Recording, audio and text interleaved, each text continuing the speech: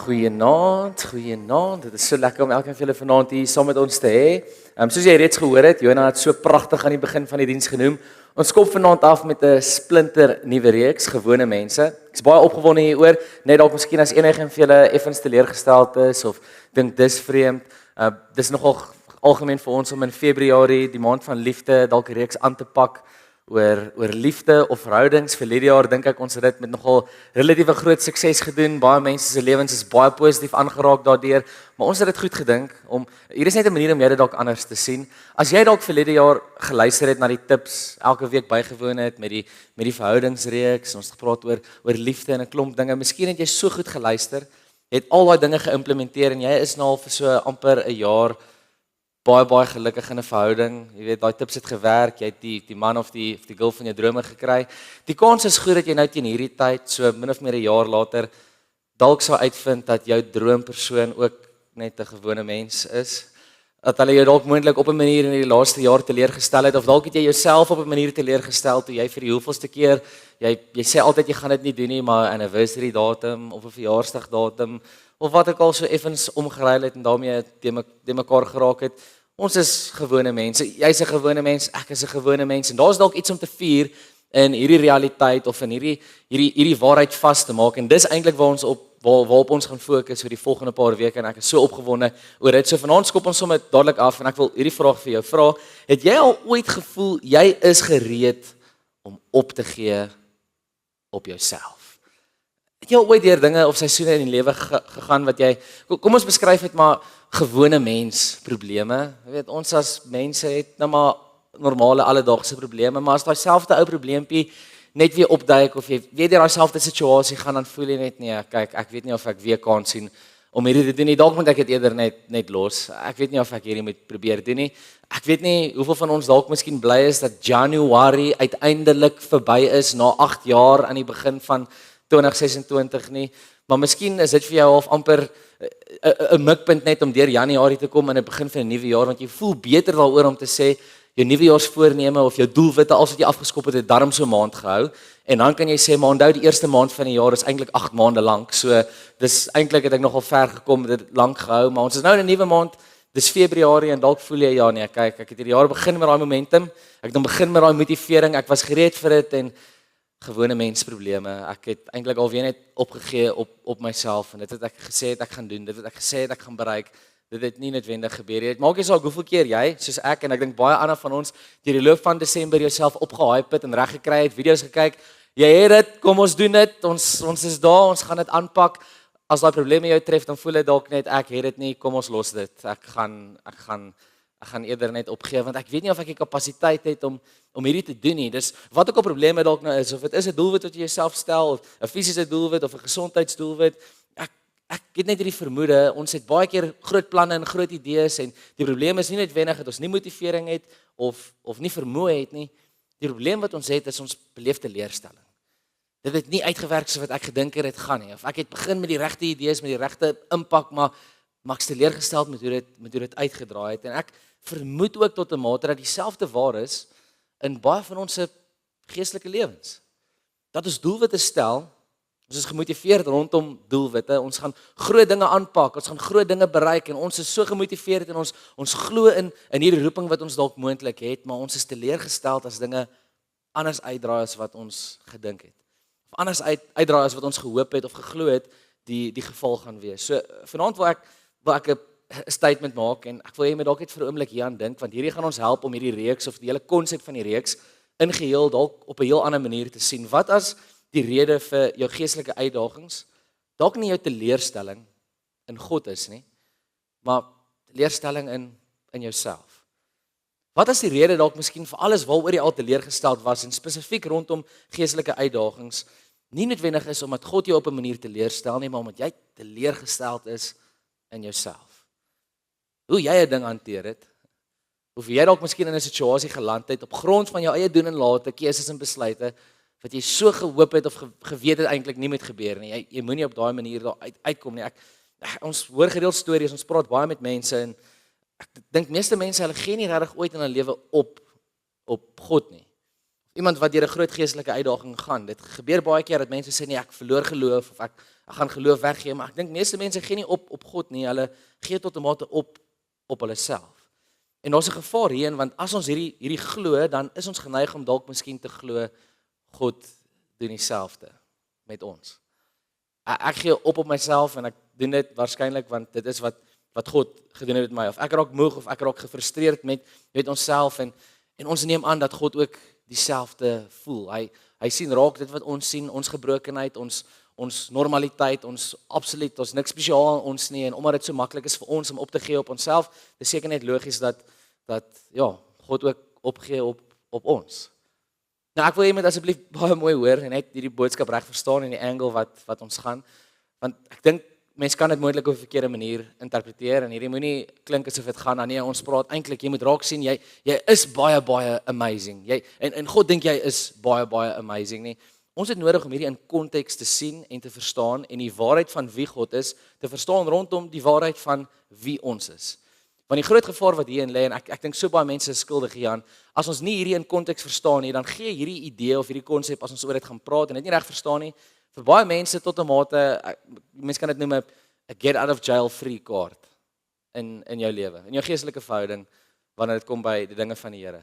Wanneer jy weer daai selfde fout maak, wanneer jy weer daai selfde struik trap, ek maar net mens. Ek's 'n gewone mens, ons almal is maar gewone mense, of as iemand jou motiveer of aanspreek, luister jy maar daar's hierdie ding waarin jy kan groei, jy kan soveel verbeter in hierdie area van jou lewe, as jy net aandag hier aan sit, ja, ek hoor wat jy sê, en dis 'n mooi idee, dis 'n mooi doelwit, maar onthou, ek is maar net 'n ou gewone mens, ek is fyn so wat ek is, en wie ek is, en ek dink nie noodwendig dis die hart wat ons eintlik moet inslaan nie. Ek sien in hierdie week so amazing video op Instagram wat iemand het eintlik net weer deel, en Charlie Kirk het op 'n stadium oor hierdie gepraat, baie clever, het hy gesien toe hy as 'n laaitie was in sy skool, hierdie plakkaat teen die muur wat sê, jy is perfek net soos wat jy is. En hy vra toe nou vir sy onderwyser, okay, as ek perfek is, net soos wat ek is, hoekom is ek hier by die skool? Wat moet ek dan nou hierso leer? Wat kan julle vir my vertel? Ek is mos perfek, so wat is die doel dan vir my om hier te wees? En ek smal oor sy aanslag en die manier hoe hy na dit gekyk het, om te sê, dis nie 'n goeie manier na die lewe te kyk nie. Dis nie 'n goeie manier om jouself te oortuig, ek is perfek net so wat ek is. Ja, ek is dalk maar 'n gewone mens, maar ek is fyn so wat ek is en ek kan maar net wees en doen wat ek wil doen nie. 'n Beter doelwit vir die lewe is om eerder onsself te herinner, ek het altyd nog 'n pad wat ek kan stap. Daar's nog vordering wat gemaak kan word. Ek kan nog in 'n proses betrokke wees.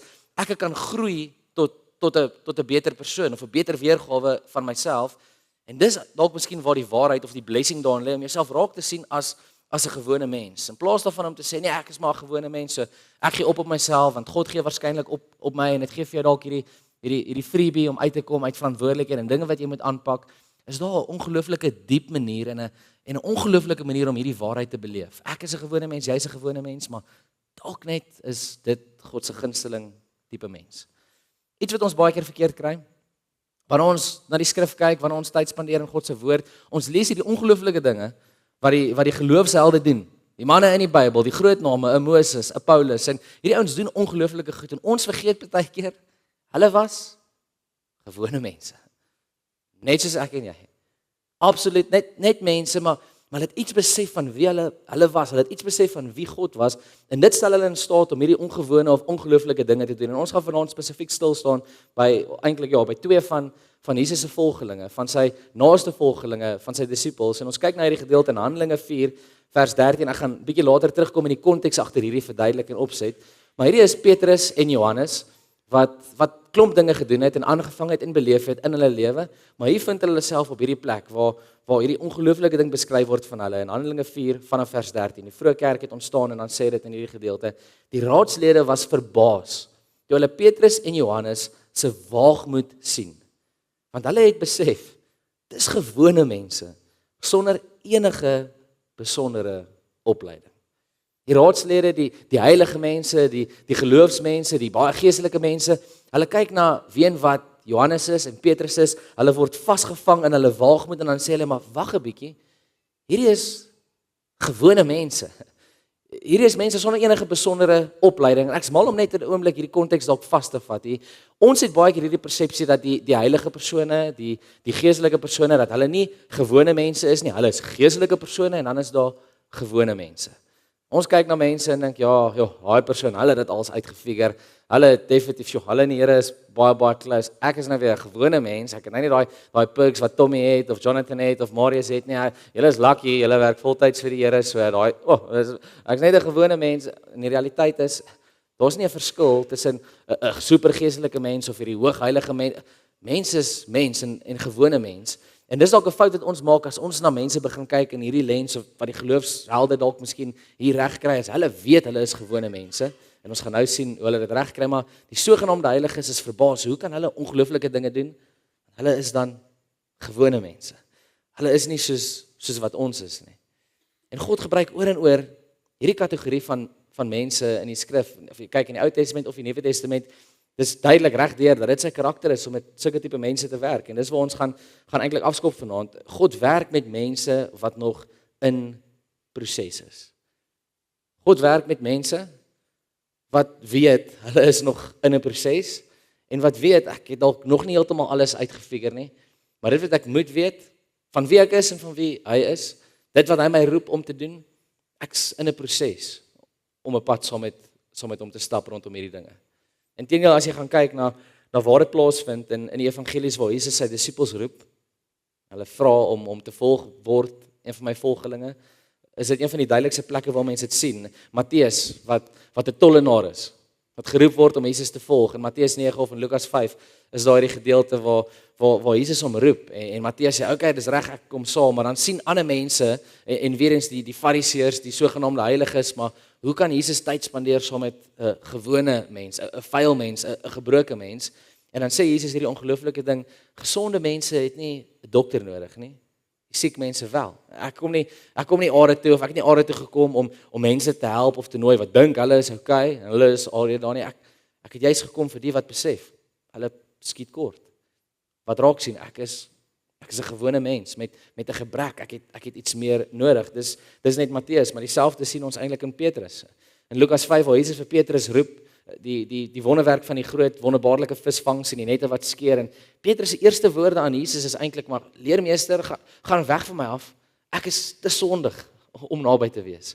Ek is nie heilig genoeg nie, ek is nie daar genoeg nie, ek is maar net 'n gewone mens en ek moenie eintlik saam met u tyd spandeer of naby u wees nie. En Jesus nooi juis vir hom. Johannes, ons gaan weer eens later kyk na hierdie gedeelte wat beskryf wat daar gebeur het. Hy en sy broer Jakobus word beskryf deur Jesus as die seuns van die donder, die seuns van Zebedeus, want hulle is vurig en hulle sê baie dinge, en hierdie drie eintlik, Johannes, Jakobus en dan Petrus, vorm saam hierdie binnekring wat veral naby aan Jesus is, maar dis dalk miskien die mense wat ons na kan kyk in die skrif, uit die volgelinge, die disippels wat juist die minste rede het om geag te word as iemand wat waardig is om Jesus te volg, maar hulle kom in 'n proses met hom betrokke, want God werk met mense wat nog in proses is. Nou is 'n belangrike ding wat ons moet weet en erken en saamstem oor vanaand, om te sê jy's in proses, jy is besig om te groei in jou verhouding met die Here. Dis nie weer eens 'n manier om weg te kruip agter iets. In proses beteken jy kan nie stil staan nie. Dit beteken nie om stil te staan of om op 'n plek te kom wat jy nou maar net vrede maak met ek is nou maar 'n gewone mens of ek is nou maar in proses, maar eintlik is jy nie in proses nie. Dit beteken nie jy hoef nie te verander nie. Dit beteken jy's besig aktief om Jesus te volg. Aktief om 'n pad saam met hom te stap, en dit daag jou uit. Jy kan nie net bly waar jy is of bly wie jy is, en jy's in proses om te volg en daardeur verander te word. En ons gaan nou eintlik sien hoe dit gebeur, juist dat hulle spesifiek in die tronk beland oor hierdie ongewone ding wat hulle doen.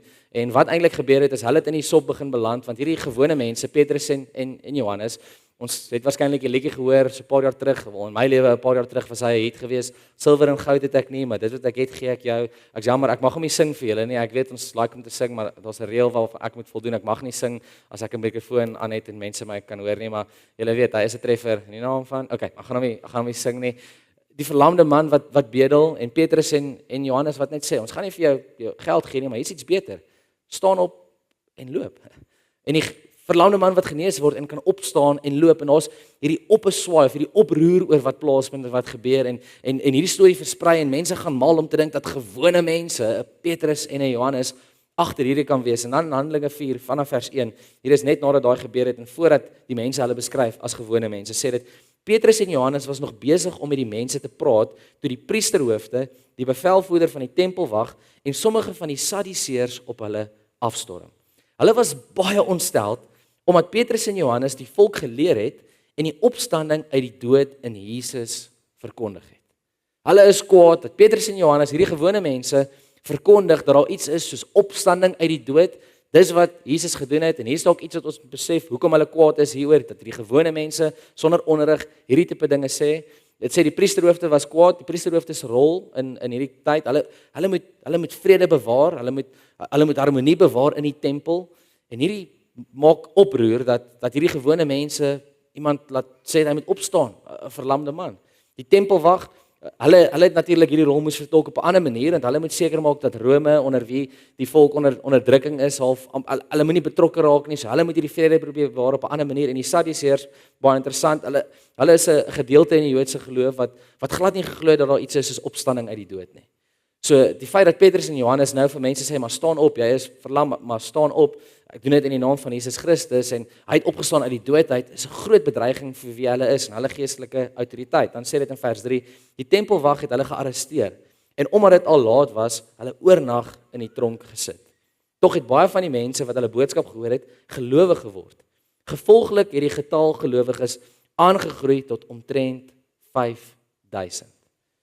Op grond van gewone mense wat 'n ongewone ding doen, maar bewus is van wie hulle is. Ek dink aan iets wat ons beleef het hierdie week. Ons as 'n span, ons skop ons week so saam af. Ons kom op 'n maandag bymekaar en dan kyk ons saam na 'n kurrikulum, ons bespreek dit en op hierdie huidige oomblik is ons nogal besig met 'n reeks wat ons gaan afskop oor so 2 weke, 'n groep wat enigiemand welkom is om by te woon, Monday Matters. Ons begin ons maandag daarmee en ons kyk eintlik na die waarheid van God se hart oor ons werk en wie ons is en wat ons doen deur die loop van die week en hoe 'n week afskop op 'n maandag. En hierdie week, terwyl ons so in gesprek is en ons praat oor hoe dit lyk om Jesus te volg, nie net op 'n Sondag nie, maar 'n week so af te skop en daar waar jy gaan in jou spasies by die werk beweeg, te deel iemand eintlik nogal iets ongelooflik. Dit vra net weer vir ons hierdie vraag. Daar waar ons in die wêreld beweeg, as jy skuldig bevind moet word, amper soos 'n Petrus en 'n Johannes, vir hoe aktief jy in proses is om Jesus te volg en 'n volgeling van hom te wees, sal daar genoeg bewyse wees daarvoor in jou lewe om jou skuldig te bevind. Want hier is dalk een van die redes hoekom ons nie noodwendig dit reg kry om in konteks onsself te ag as 'n gewone mens wat 'n ongewone God volg nie. Dit gaan jou in moeilike situasies kry. Dit gaan jou in ongemaklike plekke bring. Petrus en Johannes wat doen wat God van hulle vra. Hulle is gevul met sy gees, maar dit beteken nie lewe is maklik of eenvoudig nie. Hulle land in die tronk as gevolg van hierdie. Daar's hierdie vraag eintlik dat ons moet besef om Jesus te volg as 'n gewone mens is 'n groot voorreg, maar dit is nie verniet nie. Dit kos jou iets. Jy gaan in daai proses moet betrokke wees. Daai proses gaan van jou iets vra. Jy kan nie net dieselfde bly nie. Jy kan nie net maklik of gemaklik daardeur gaan nie. Dis uitdagend om 'n pad soos dit te stap. Maar dalk is hier waar ons bemoediging kan vind oor dit, want die volgende gedeelte, om naby aan God te wees, is beter as om altyd perfek te wees. Ek wil hierdie op 'n ander manier dalk sê, om in proses met God te wees of naby aan hom te wees, is beter as om perfek te wees. En weer eens in konteks, hierdie is belangrik om te weet, nie dat jy 'n verskoning met het vir sonde in jou lewe nie, maar sodat jy God se genade kan verstaan. Dat daar waar jy nie perfek is nie, en daar waar jy partykeer deur dinge gaan, weer eens op grond van jou eie toedoen, dat dit nie noodwendig eintlik God se hart of sy verwagting van jou is, dat jy altyd perfek moet wees nie, maar dat jy naby aan hom sal bly, as 'n gewone mens, selfs wanneer jy dit nie so goed regkry nie. So mooi hoe in vers 13, ons sien net weer die gedeelte waar hulle beskryf word as 'n gewone mens. Die raadslede was verbaas toe hulle Petrus en Johannes se waagmoed sien, want hulle het besef dis gewone mense sonder enige besondere opleiding, maar hier's wat hulle raak gesien het. Hulle het hulle ook herken as mense wat saam met Jesus was. Ek lees hierdie woorde hierdie week so 'n paar keer oor en oor en ek dink op 'n stadium, is dit nie een van die beste maniere om eintlik beskryf te word as ander mense na jou kyk en iets van jou sien nie? Ek dink baie van ons het hierdie behoefte seker of hierdie begeerte, ek wil graag beskryf word as nie net 'n gewone mens nie, 'n buitengewone mens, 'n ongelooflike mens. Maar hoe mooi is dit dat hierdie gewone mense wat ongewone dinge doen, beskryf word as gewone mense, maar dis mense wat naby Jesus was. Hulle het saam met hom gestap. Hulle het tyd saam met hom spandeer. Hulle tree vir tree in alles in elke seisoen naby aan hom gewees. Dis beter as om perfek te wees. Dis waarskynlik 'n beter manier om beskryf te word om naby aan Jesus te wees, selfs al kry hy dit nie altyd reg nie. En Petrus weer eens 'n fantastiese voorbeeld hiervan. Hy het later weer aangejaag, daar's 'n gedeelte in Galasiërs 2 waar Paulus hom so 'n bietjie berispel vir die vingerstuk en vir hoe hy homself gedra het tussen 'n groep mense wat as daar Jode by is en dan is die nie Jode bykom nie, en Petrus homself so 'n bietjie snaaks gedra en neergekyk tot 'n mate op die nie Jode nie, en dit gaan gebeur. Jy hoef nie perfek te wees nie, maar om naby Jesus te bly. En ek dink aan wie Petrus was en hoe hy hierdie mense eintlik antwoord. Hy is so vol vertroue in wat hy doen en wie hy is op hierdie stadium, maar dis nie self-confidence nie. Dis vertroue in die autoriteit wat in Jesus lê. Dis waar hy sy confidence vandaan kry, en dan kan ons dit spesifiek sien in hierdie gedeelte voordat hulle as dit beskryf word, vanaf vers 5 in Handelinge 4. Die volgende môre het die priesterhoofde, die leiers, die familiehoofde en die skrifgeleerdes in Jerusalem vergadering gehou.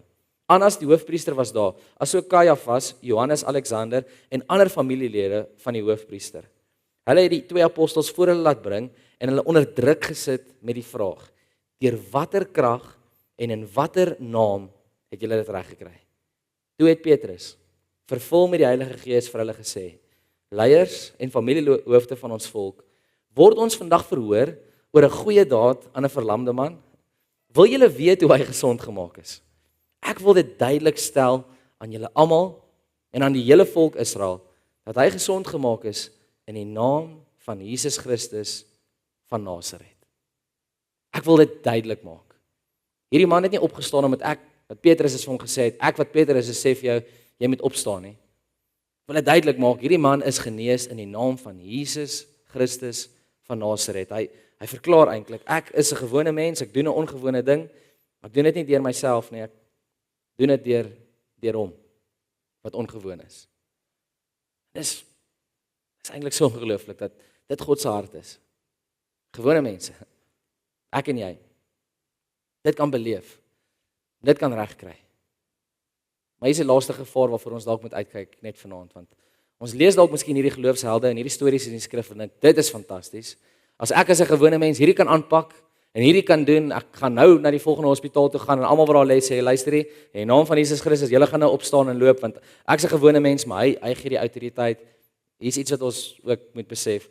Om 'n gewone mens te wees, dit lyk nie dieselfde vir almal nie. En dit hoef nie dieselfde te lyk vir almal nie. Iets wat vir my baie opvallend is wat ek lees hierdie gedeeltes in Handelinge, die eerste paar hoofstukke, hoofstuk 2, 3 en 4 en hoe dit beskryf word dat Petrus en Johannes saam beweeg, saam hulle waagmoed word raak gesien, hulle word saam in die tronk gegooi. Maar wat sien mense die hele tyd as jy deur hierdie gaan? Petrus is die hele tyd aan die woord. Hy praat die hele tyd. Hy's op sy perdjie, hy's nogal windie. Hy sê hy's vinnig om hierdie te doen. Ons sien nie veel dat Johannes praat nie. Inteendeel Lukas wat Handelinge skryf, hy gee amper glad nie vir Johannes enige spreekbeurt of verklaar. Daar's nie 'n rekord van wat Johannes sê of hy dalk miskien enigstens iets impressive doen nie. En dit is vir my nogal opvallend, want dis iets wat bekend is ook vir baie van ons dalk moontlik. In die Nuwe Testament is daar so 'n bietjie van 'n kompetisie tussen Petrus en Johannes. Ek het so 'n paar maande terug het ek by 'n oggenddiens 'n boodskap gedoen wat ek regtig nog gefokus het op dit, en daai boodskap het my so baie self uitgedaag. Hoe Johannes wat self sy eie evangelie skryf, sy weergawe van Jesus se lewe, hoe hy altyd dit duidelik maak as dit hy en Petrus is, dat hy vinniger as Petrus gehardloop het om by Jesus se graf uit te kom. Of dat Jesus liewer was vir hom. Hy is die liefling disipel. Daar's hierdie kompetisie wat heeltyd so beskryf word. Ek en Petrus het saam gegaan, maar ek was voor hom daar. Ek het meer beleef. Dis my opvallend hoe menslik dit eintlik is dat hierdie kompetisie kan bestaan. Maar dan in Handelinge wat Lukas skryf, sien ons nie dat dit 'n kompetisie is oor wie die beste kan praat of wie die beste wonderwerk kan doen of wie die meeste kan regkry nie. Dis okay om te sê jy's 'n gewone mens en dit lyk verskillend van een uit tot die volgende een. Nou baie van julle weet hierdie natuurlik nie, maar as ek dink aan hierdie kompetisie van Petrus en Johannes en twee ouens wat wil veg om eers naby aan Jesus te kom of meer van hom te bereik. Iemand het al gesê dat laat hulle so 'n bietjie dink aan my en Jonathan. Ek weet glad nie hoekom nie. Daar's nie 'n kompetisie tussen ons nie. Ek is so ver kleer, julle. Daar is net glad nie 'n kompetisie nie. Net iets wat ek moet deel. Ek is so opgewonde vir hierdie geleentheid. As ons oor sokker begin praat, ek en Jonah, dan raak die gesprekke partykeer dieper as wanneer ons oor die Bybel praat. Jonas se span het gisteraand 4-1 gewen, groot wen. My span het gisteraand 4-0 gewen. Dis beter as as 4-1. Ek wil dit net duidelik maak daar. Ons kan so maklik vasgevang raak in 'n stelsel waar jy begin kyk na wat ander mense reg kry, hoe God hulle gebruik, hoe naby hulle aan hom is, hoe effektief hulle is, het hulle dalk miskien so 'n bietjie 'n groter deel van die spotlight of doen God dalk meer dinge deur hulle, kry hy meer dinge reg deur hulle, is hulle op 'n manier dalk 'n bietjie minder gewone mense, is ek so bietjie meer gewoon as hulle. En ons gaan onsself mal maak as ons onsself besig hou met sulke dinge. Gewone mense te wees lyk nie dieselfde vir almal nie. En iemand het eendag gesê en ek's mal daaroor, die idee agter Johannes en Petrus dalk spesifiek hier is, dis dalk doelbewus dat Johannes nie enige spreekbeurte kry op hierdie gedeelte van Handelinge nie. Want of hy dit nou besef of nie weet op hierdie stadium nie, toe hy op 'n stadium vir Jesus gegaan het en gevra het, toe Jesus praat met Petrus oor wat sy roeping is en wat hy gaan doen, toe vra Johannes, maar Here, wat van my? Wat gaan met my gebeur? Of eintlik nee, Jesus is besig om met Johannes te praat oor wat met hom ook gaan gebeur, wat hy moet doen, en dan vra hy vir Petrus, maar wat van hom? En dan is Jesus se antwoord, maar wat het dit met jou te doen? Jesus maak dit duidelik vir Petrus dat hy gaan sterf vir sy geloof in Jesus, en of Johannes dit nou besef het of nie, hy sou waarskynlik die langste leef van al die volgelinge. Die meeste bronne sê dat al die ander disippels en volgelinge, hulle is gemartel, doodgemaak vir hulle geloof in Jesus, en Johannes, hy het geleef tot 'n lang ouderdom, hy het die voorreg gehad om later ander briewe te kan skryf, om dinge te sien en te beleef wat God hom roep, en miskien is Handelinge is nie sy verhoogtyd nie, dis sy vormingstyd, om net saam te wees, en soos wat hy saam beweeg en deel is van hierdie stelsel wat hierdie vroeë kerk bou. Petrus doen hierdie indrukwekkende preke, en hy is dalk die ou wat die shine vat en praat met die priesterhoofde, maar mense sien ook Johannes raak. Hulle sien sy waagmoed raak, want hy land ook in die tronk. Hy word hierdie selfde uitdagings gevat as wat Petrus doen. En 'n ander ding wat ons dalk net moontlik moet besef, as jy dalk hierdie wil gebruik as 'n verdere amper get out of jail free card of 'n verskoning oor om dalk nie betrokke te wees by die dinge wat God jou voorroep nie. Ons kan ook miskien baie keer wegkruip vir dit wat God ons voorroep en sê, maar dis nie my persoonlikheid nie, of God gaan my nie op daai manier gebruik nie. Hierdie ander mense kan die groot goed doen wat God hulle voorroep. Ek moet eerder net aan die kant bly. En daar's 'n tyd en 'n plek vir dit. Maar dit kan jou nie 'n verskoning gee om ook uit te tree in aksie. Om waagmoed te wys. Om op te staan vir dit wat reg is, om dit duidelik te maak waarin jy glo, en om ook dieselfde uitdagings te moet gaan as wat die ouens gaan wat dalk op 'n ander manier dit hanteer nie. Hier's dalk miskien waar ons moet land of net moet vasmaak vanaand. Die waarheid is die volgende: God verwag nie van gewone mense, ek en jy, om buitengewoon te wees, om die maalste, die verregaandeste, onmoontlikste dinge te moet gaan doen nie, maar hy verwag van ons om gehoorsaam te wees, geduldig te wees en getrou te wees. Maar dit wat hy van jou vra. Maar dit wat hy jou voorroep en vir jou bestem. Hierdie moderne leuen half amper dat ja, ons is almal gewone mense en ek kan vir Jesus volg en dit gaan my niks kos nie. Dis nie die waarheid nie. Dit gaan jou iets kos, want jy kan nie, dis waar dat God ook nie ongewone mense soek nie. Hy soek gewone mense, sy gunsteling, maar God soek gehoorsame mense. Mense wat bereid is om op te daag. Hulle self neer te lê vir wie hy is. En 'n probleem wat jy dalk miskien vanaand het of beleef, jy het hierdie behoefte, hierdie diep behoefte of begeerte om wel op ongewone wyse deur God gebruik te word. Om ook bekend te staan vir iemand wat naby aan hom is en hierdie ongelooflike pad saam met hom stap. En hy is met jou en hy is teenwoordig en hy gebruik jou. Ons sê daai behoefte, daai begeerte om dit te doen. As ons terugkom by wat ons aan die begin gesê het, dalk moontlik het jy al op jouself opgegee. As gevolg van jou eie sonde. As gevolg van jou eie tekortkoming, dalk weggedraai, jy het opgegee en dalk net gedink, nee, ek weet nie of God my enigstens vra om eintlik saam met hom 'n pad te stap. Of hy werklik ooit in my sal belangstel of my enigstens ook kan gebruik nie. En ek wil vanaand juist vir hierdie geleentheid gee om dalk erns te maak met hierdie vraag, met hierdie konsep, soos wat die band na vore kom om ons die diens af te sluit. Of hierdie vraag, waar het jy dalk opgegee op jouself? Waar God nog glad nie het nie. Nog nie vir 'n enkele oomblik nie.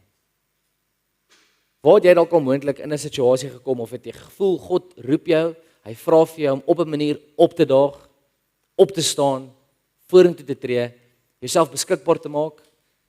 Dalk het dit anders uitgewerk as wat jy gehoop het, of dalk het jy bewus geraak van jou eie tekortkoming, jou eie sonde en jy het gedink, nee, God sal iemand anders gebruik.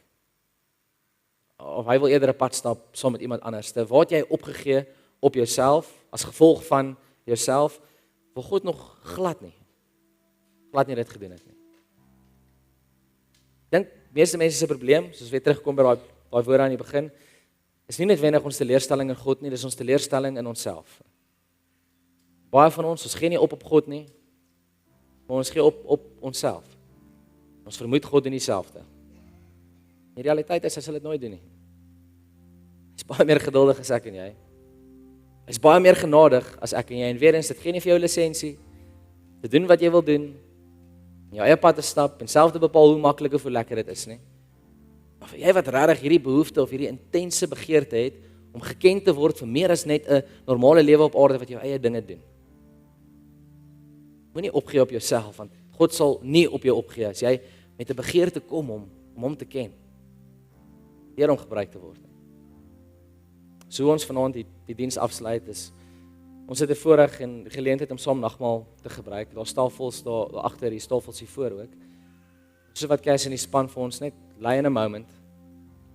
Wil ek jou herinner eintlik aan wat hierdie verteenwoordig.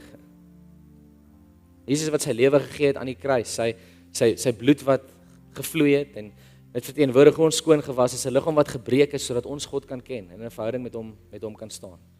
Dis sy bewys dat hy nie op ons sal opgee nie, selfs wanneer ons op onsself opgee of op onsself wil opgee. Soos wat Kessel ons lei in hierdie song, is jy welkom na vore te kom en van die nagmaal elemente te kry as jy nog nie het of bedien is daarmee nie. Ek wil jou uitdaag en eintlik vra, soos wat ons saam na die woorde luister, soos wat ons saam die nagmaal dan gebruik in jou eie tyd, vra vir jouself, waar het jy al opgegee op jouself, man? Dis nie wie God is nie. Hy het dit nog nie gedoen nie. Kom ons luister saam en daarna sal ons die diens saam afsluit.